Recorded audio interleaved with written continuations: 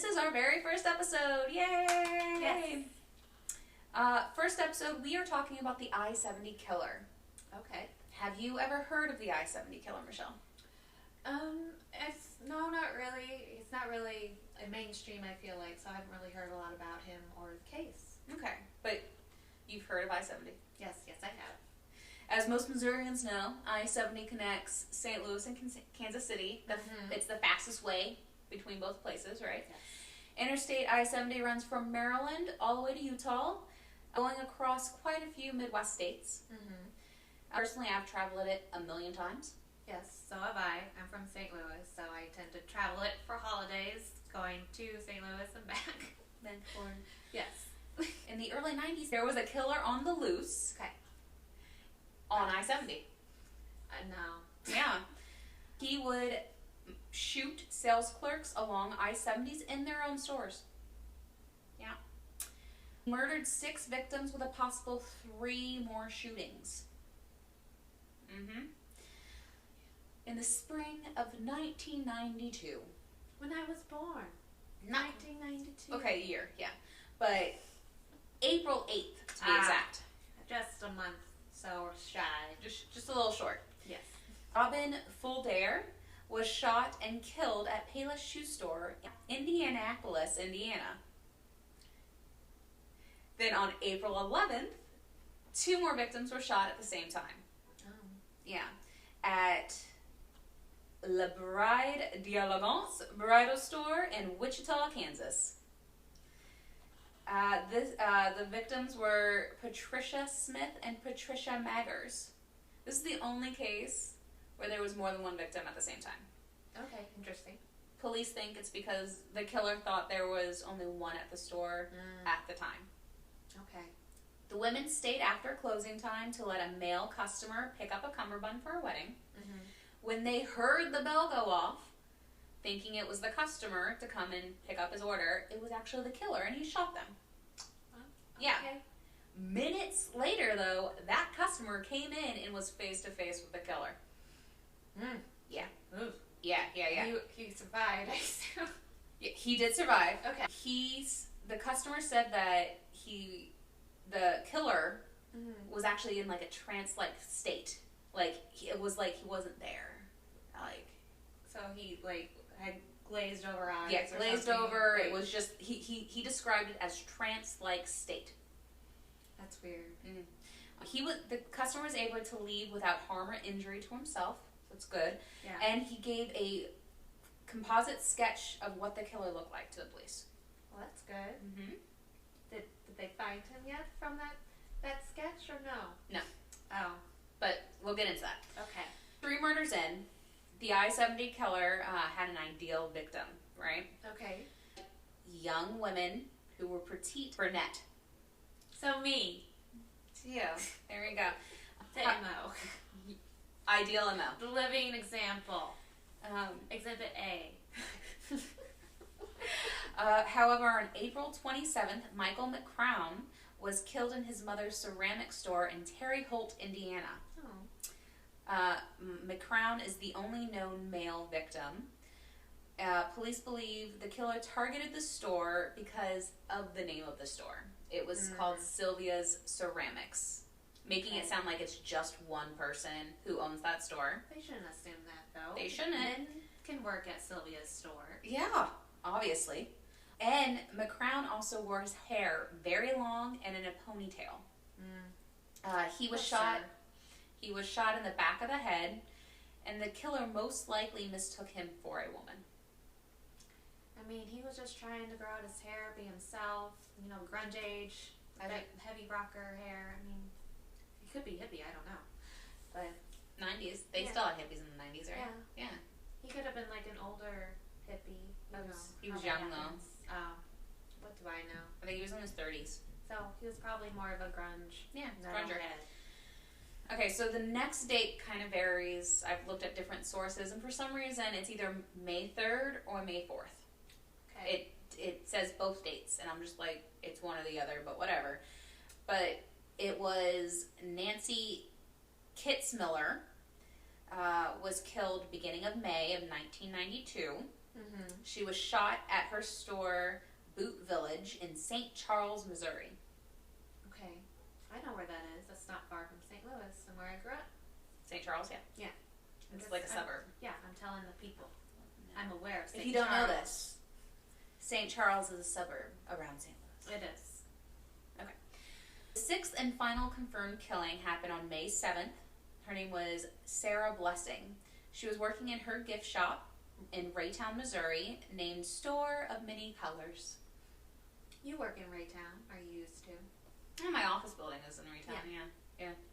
You haven't encountered with the shop? The store, no, closed? It probably is, because it was her store is what it's saying. Like, it says her gift shop. Mm-hmm. And it was 30 years ago. Right. I'm old, guys. I'm almost 30. Blessing was murdered in the daytime. The store owner of the video store next door, he actually saw the killer go in, heard a pop, and then saw him leave. And he's like, what the hell is that? I'm going to go investigate and see what my neighbor's doing. He found her dead. Yeah. A grocery store clerk right nearby actually saw the suspected killer climb a hill towards I-70 after the murder. Have good thighs, getting up hills. You don't know how. Like, it could have been like a little hill. Like, it could have been like... Yeah. I don't know. What's a hill to a person? I don't know. Yeah. Apparently we are a hilly state. We're a hilly state. That's what I hear. Well, hillier than Kansas. Yes. And Kansas is flat. Yes, Kansas is flat. It's flat. So we got hill. But it could have been a small hill. We don't know how big it was. Okay, so that was the 6 killings of the I-70 killer. However, 3 more women were shot in Texas in 1993 and in 1994. Interesting. So he took a break? He took a break over a year. Suspected if these killings were actually matched up, right? Yeah. So the first returned victim, right, is Mary Ann Glasscock. She was killed September 25th, 1993 at our antique store in Fort Worth, Texas. Then November 1st, Amy Vess was killed in Arlington, Texas at a dance apparel store. Okay. Now, the only known surviving victim, Vicki Webb, was shot on January 15th, 1994 in an alternative gift shop in Houston, Texas. What's alternative mean, Karen? What are you thinking that could be? I mean, I'm thinking adult toys, adult pleasures. I mean, I-70 has a lot of adult. It does. Adult I mean, stores. if you've traveled I-70, it's got a lot, not just adult stores, but adult clubs. I was going to say pleasure palaces. Okay, that sounds fancier. I know. You want to go to a pleasure palace? Yes, I do. Hey. I did want to experience just go down 70 and then just stop at all the adult stores. Yes. For, just to do it. I think that's next trip to your parents' house. What'd you girls do? What took you so long? Well, we stopped at every store along the way. Gentlemen's club. Can we get in? I know you say gentlemen. Okay. So, and her alternative gift store in Houston, right? Yeah. So Webb indicated that she briefly actually talked to the shooter. Turned her head, and he ended up shooting her in the back of the head. Okay. The bullet did not penetrate her skull. Oh, God. She's so lucky. She survived. He attempted to shoot her again, but the gun misfired. And she played dead. Okay. So he thought she was dead, and she left. Yes. He left. Play possum, honey. I don't know, I pray to God, knock on wood, that I never have to come across, that's wood, that I have to pretend to be dead.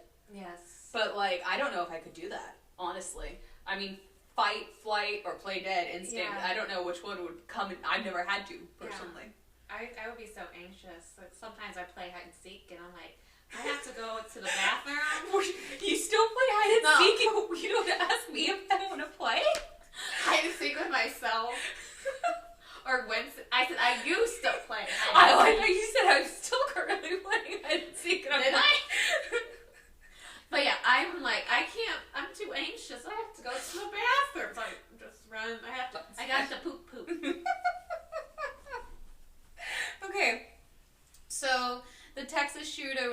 similar to the I-70 killer. Both used the same kind of firearm, a .22 caliber. Targeted shops off of I-70 and had a very similar victim type. However, ballistic testing determined that the bullets were not fired from the same gun. So ultimately, investigators couldn't confirm if the shootings were actually the I-70 killer connected kind of things. A St. Charles police detective made the connection between the first 6 killings. As I stated, all the victims were shot with a .22 caliber. They were all young, petite women with dark hair, as well as all being shot in the back of the head. They were also, all their stores were in strip malls. Okay. Yeah. So they were you would think it'd be kind of more secluded, like... It says they were strip malls off of I-70. Or nearby highways. Okay. I don't know, if I was a killer, I would want more secluded area to, you know... Yeah. To do the murder. What you said, like, the video guy, he found his neighbor, his store neighbor, dead. It's just like, why would you do that? Unless it was, like, the thrill of getting caught, possibly. Well, I mean, he did get caught. I mean, he got by the customer. Yeah, but, like, by police. By police, no. Rude. And all the murders occurred during a slow time. After lunchtime, after people got off their lunch breaks, or the closing time, when there was only one lone female worker. So it seemed like he would stake out, like, which spot he would obviously want to hit. Right. Obviously, he didn't do it very well for the Wichita murders, but for the next murders after that, the next shootings, stake out for sure, so he can make sure there's only one person in this store. Because they're saying that no customers, it was just the one person. Like, if it was at a strip mall, you would think, like, he went to every store, like, how many times, and, like, waited to see, like, oh, she's a brunette, or whatever. Well, but I guess for the guy, he didn't really do that, maybe. Yeah. I wonder if his mom was a brunette. Oh, don't know. Maybe. She could have. She could have been a brunette. Yeah. I mean, genetic speaking, it could happen. Yeah. You got usually, Yeah. chance in there. With a dominant trait. Usually. So. No signs of sexual assault. However, all the stores are robbed.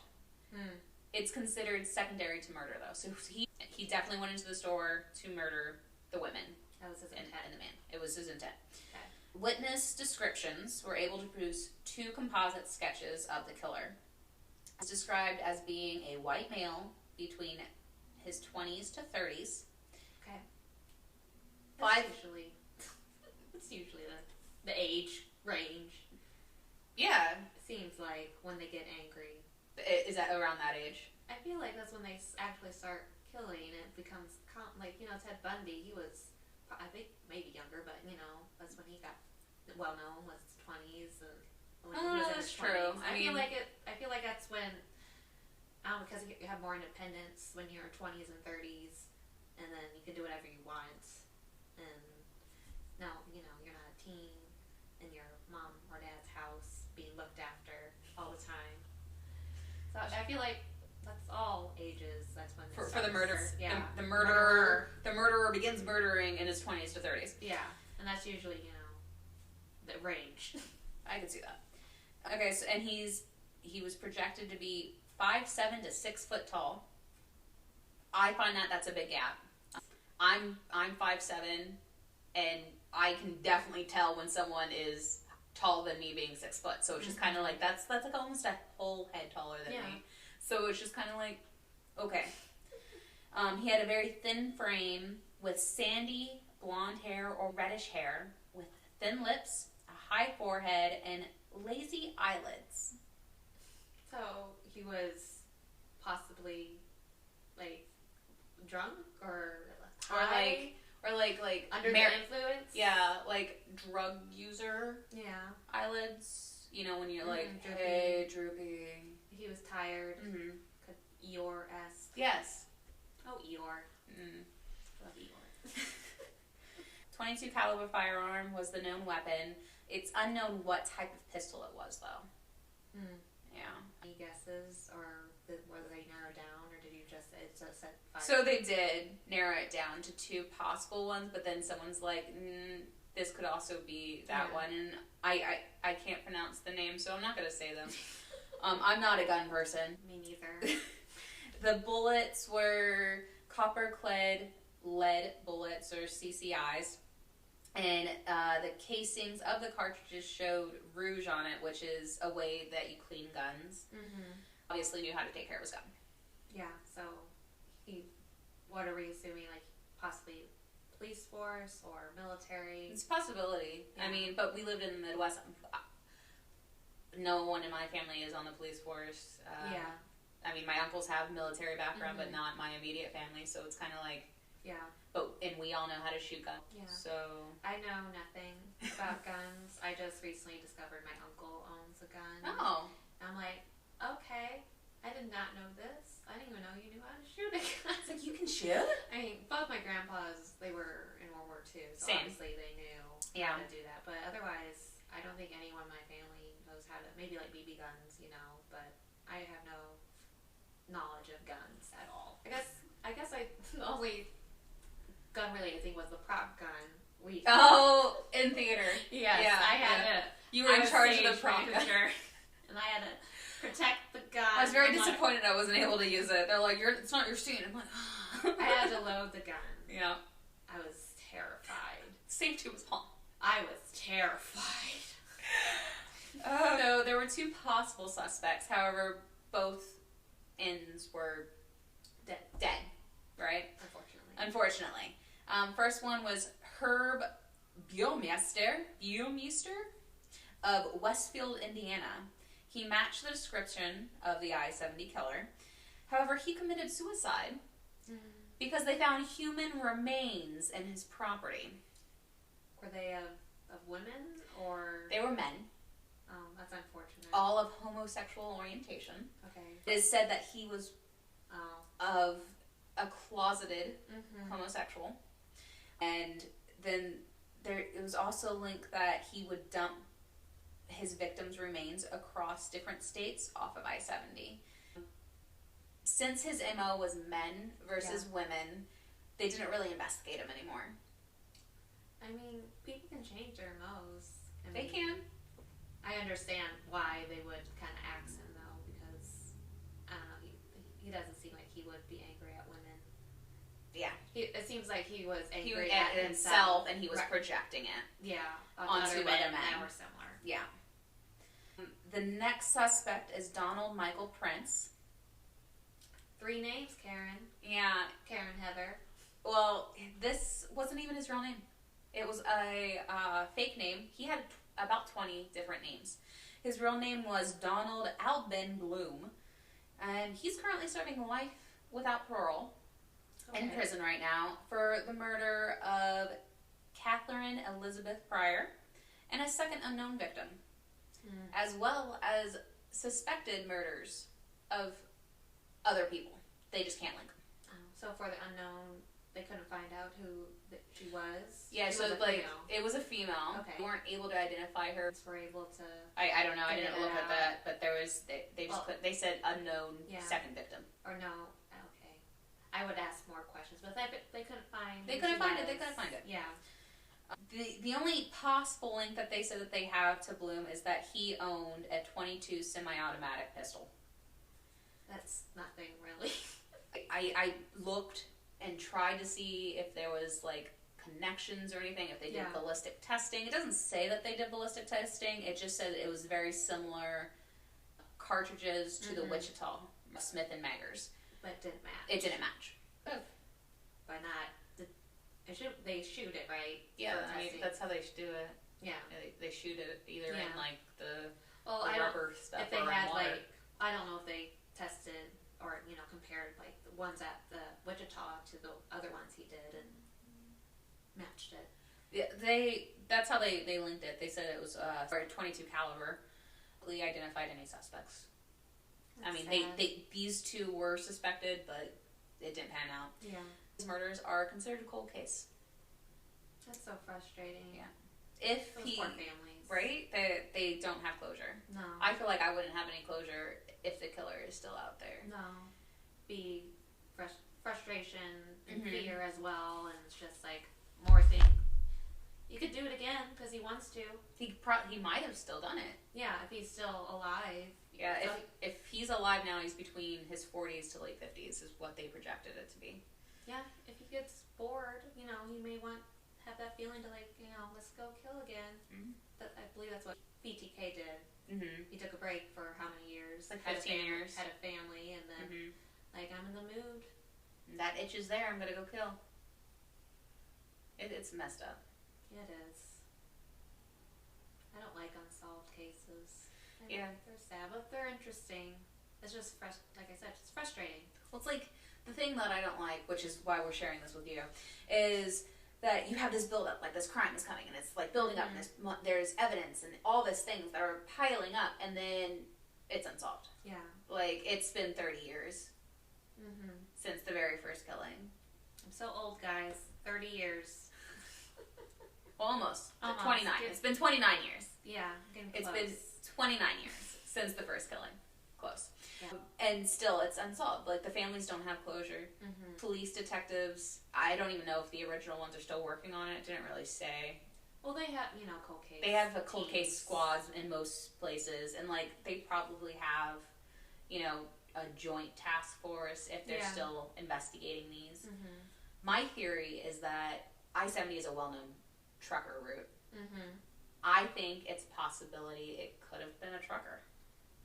I think that makes sense. He knows the road well and kind of suspecting. But he'll have the time to, like, you know, but they're on the road hours and hours to meet deadlines. Like, he's just leisurely stopping at all these strip malls and looking at each mall to see each store in the mall. Well, that too, but then, like, what the store clerk said that he didn't see him get in a car. He saw him walk towards I-70, not get into any vehicle. Yeah. So does that mean he would park his truck, his rig, off to the side somewhere? Yeah. Like, I wonder if any of these were close to trucker stops. St. Charles doesn't have, well... I don't think Raytown has any, like, close by. St. Charles doesn't have, or Raytown. Yeah. Any stops like that. There's no stops like that. I mean, they have gas stations for sure. Yeah, so big gas station. And they have trucker gas stations close there, so that could be a thing. Were they, I don't know how it was in 92, if they were big enough. I know they're become more recently popular. The big, huge gas station trucker thing. No, they had trucker gas stations then too. Yeah, I guess so. I was an infant, I don't know things. Well, so was I. I was a toddler. Yes, you were. But they definitely had to have trucker gas stations. Very frustrating. It's an unsolved crime. Yes. Well, hopefully this will help maybe have some leads for the detectives and making people aware of what's going on in the case. Yeah, like maybe some sleuth out there can help solve it. Yeah, or, you know, someone who was around that time alive and remembers something that happened during that time that could help link to the case and hopefully make a breakthrough. It's our first episode, first story. Good job, Karen. First tale of murder. Yes. And unsolvedness. Like and subscribe. Thanks for staying tuned.